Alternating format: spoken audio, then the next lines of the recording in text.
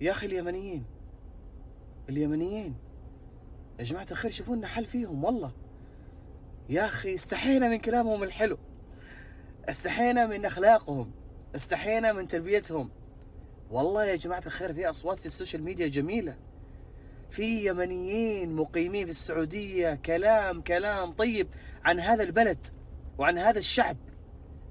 يمنيين شرفاء، يمنيين كرام.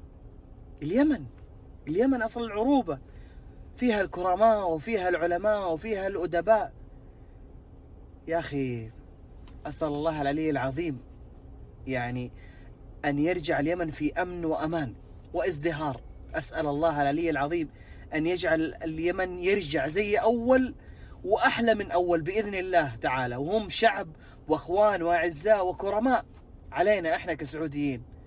والله يا جماعة الخير في السوشيال ميديا يمنيين صراحة أنا استحيت من كلامهم الطيب عن هذا البلد.